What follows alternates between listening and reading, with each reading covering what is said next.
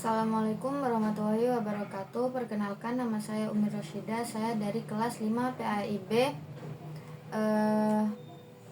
dari Fakultas Tarbiyah Institut Agama Islam Al-Qadiri. Saya akan menjelaskan materi penilaian berbasis kelas mata kuliah evaluasi pembelajaran PAI. Langsung saja ke pembahasan.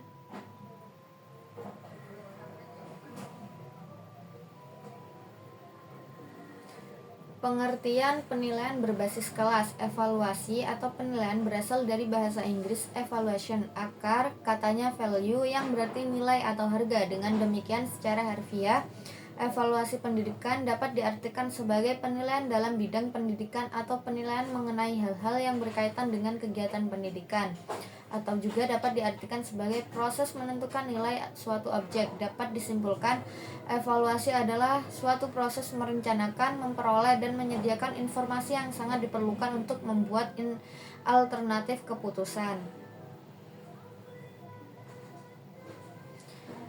Adapun tujuan, fungsi, dan manfaat penilaian berbasis kelas. Penilaian merupakan suatu kegiatan pengukuran kuantitatif dan penetapan mutu pengetahuan siswa secara menyeluruh dan salah satu proses penting dalam proses belajar mengajar. Secara umum, semua jenis penilaian berbasis kelas bertujuan untuk menilai hasil belajar peserta didik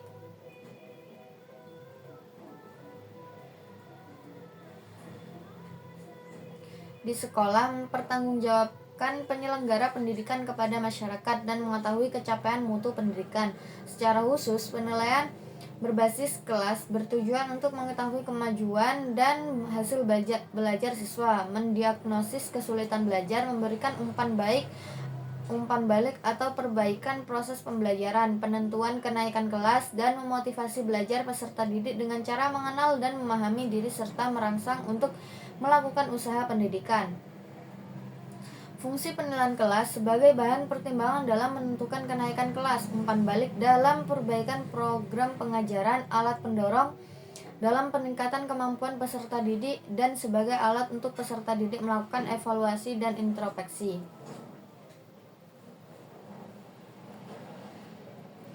Adapun manfaat penilaian berbasis kelas adalah memberi umpan balik pada program jangka pendek yang dilakukan oleh peserta didik dan guru dalam kegiatan proses belajar, memberi kegunaan hasil pembelajaran peserta didik dengan melibatkan peserta didik secara maksimal, membantu pembuatan laporan lebih bagus serta menaikkan efisiensi pembelajaran. Yang keempat, mendorong pengajaran sebagai proses penilaian formatif.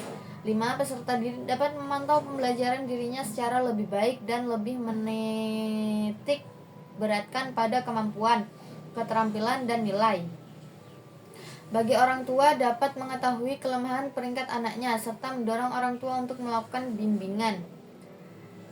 Yang ketujuh, melibatkan orang tua peserta didik untuk melakukan diskusi dengan guru atau sekolah dalam hal perbaikan kelemahan peserta didik. Yang C, prinsip dan prosedur penilaian berbasis kelas.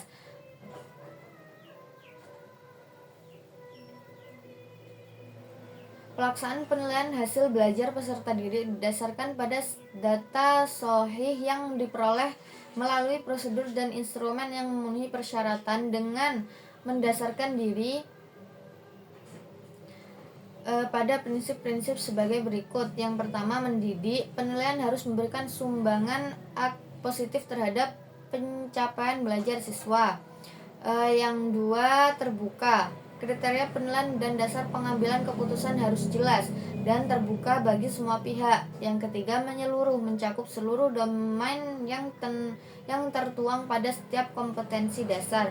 Yang keempat, terpadu dengan pembelajaran, artinya menilai yang seharusnya dinilai menggunakan alat yang sesuai untuk mengukur kompetensi. Yang kelima, objektif. Yang keenam, sistematis. Dan yang ketujuh, berkesinambungan. Yang kedelapan, adil. Penilaian harus adil terhadap semua siswa dengan tidak membedakan latar belakang sosial, ekonomi, budaya, bahasa, dan gender. Mungkin sekian pemaparan materi kelompok 8 dari saya. Kurang lebihnya mohon maaf. Wassalamualaikum warahmatullahi wabarakatuh.